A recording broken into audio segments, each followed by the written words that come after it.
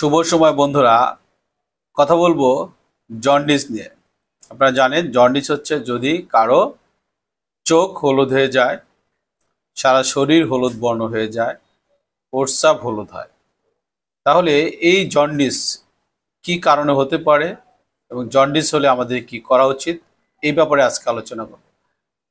Jaundice সাধারণত দেখা যায় যে লিভার রিলেটেড, অর্থাৎ আমাদের যে অর্গান লিভার, সেই লিভারের সমস্যা যদি হয় তাও হতে পারে, লিভারের আগের সমস্যা হতে পারে, লিভারের পরের সমস্যাও জন্ডিস হতে পারে।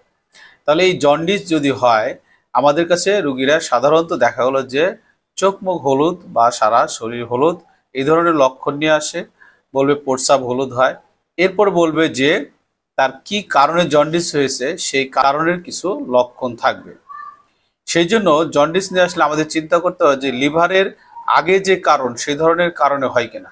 লিভারের আগে কারণ হচ্ছে হিমোলাইটিক জন্ডিস, অর্থাৎ হিমোলাইসিস। দেখা গেল যে আমাদের শরীরের রক্তটা ভেঙে যে বিলিরুবিনের মাত্রা বেড়ে যায়, সেই ক্ষেত্রে জন্ডিস হতে পারে। এটা হিমোলাইটিক জন্ডিস এবং এটা সাধারণত লিভারের আগে হয়। এবং লিভারের কিছু রিসেপ্টর আছে যেগুলি বিলিরুবিনটাকে গ্রহণ করতে পারে না, সেটাও ব্লাডে বেড়ে যায়, রক্তে বেড়ে যায়, সেটার কারণেও হতে পারে হিমোলাইটিক জন্ডিস। এরপর হচ্ছে লিভারের সমস্যা। লিভারের অনেক ধরনের সমস্যা জন্ডিস হয়। কমন দেখা যায় যে ভাইরাল হেপাটাইটিস, অর্থাৎ কিছু কিছু ভাইরাস আছে যেগুলি লিভারে আঘাত করে। কিছু আছে সরাসরি লিভারে আঘাত করে, কিছু আছে লিভার ছাড়া অন্য জায়গায় আঘাত করতে পারে। লিভারে যে আঘাত করে এই ভাইরাস 5 ধরনের হয়। একটা হচ্ছে hepatitis A virus, B virus, C virus, D virus এবং ই ভাইরাস। এরপর হচ্ছে লিভারে আরো কিছু ইনফেকশন হতে পারে। লিভারে ড্রাগ, অর্থাৎ ওষুধের জন্য হতে পারে, বিশেষ করে আমরা যে ওষুধগুলি খেয়ে থাকি সেই ওষুধের জন্য, প্যারাসিটামল গ্রুপের ওষুধ বা ব্যথার ওষুধ বা হার্বাল মেডিসিন খেয়ে থাকলে এগুলির জন্য কিন্তু লিভারের ক্ষতি হতে পারে। এছাড়া অটোইমিউন হেপাটাইটিস হতে পারে, তারপর হচ্ছে অ্যালকোহলিক হেপাটাইটিস হতে পারে। এছাড়া দেখা গেল যে লিভারের আরো কারণ যেমন হচ্ছে প্রাইমারি বিলিয়ারি সিরোসিস বা প্রাইমারি স্ক্লেরোসিস কোলাঞ্জাইটিস এগুলিতে হতে পারে।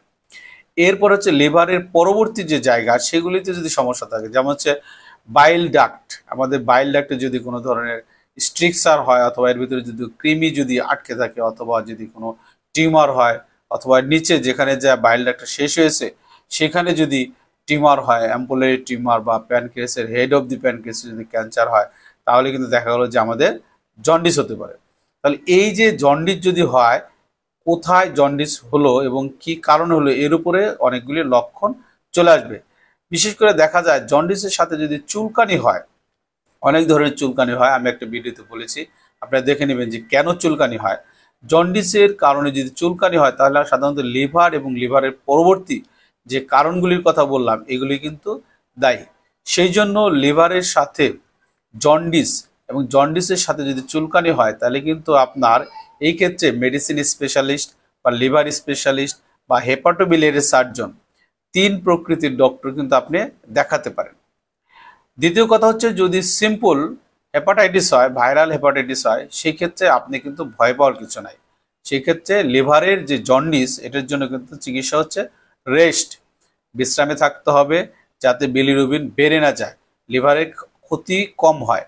কারণ হচ্ছে মনে রাখতে হবে লিভার ক্ষতি যত বেশি হবে তত ব্রেনে আঘাত করবে। এটাকে বলা হয় হেপাটিক এনকেফালোপ্যাথি বা অ্যাকুট লিভার ফেলার।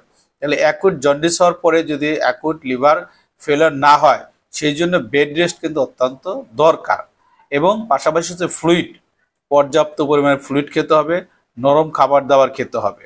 আর যদি আপনার ব্যথা বেদনা থাকে, সিম্পল যে ব্যথার ওষুধগুলি খাওয়া যায় সেগুলি খেতে হবে, অন্যথায় অন্য ওষুধ খাওয়ার প্রয়োজন নাই।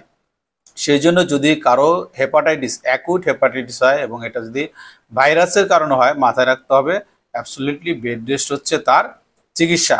আর যদি না খেতে পারে সেক্ষেত্রে স্যালাইন দেওয়া যেতে পারে, তাছাড়া অন্য কিছু তেমন লাগবে না।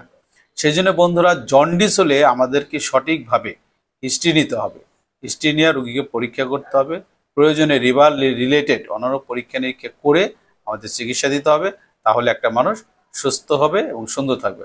ধন্যবাদ সবাইকে, ভিডিওটি দেখবেন, লাইক শেয়ার এবং সাবস্ক্রাইব করে পাশে থাকবেন।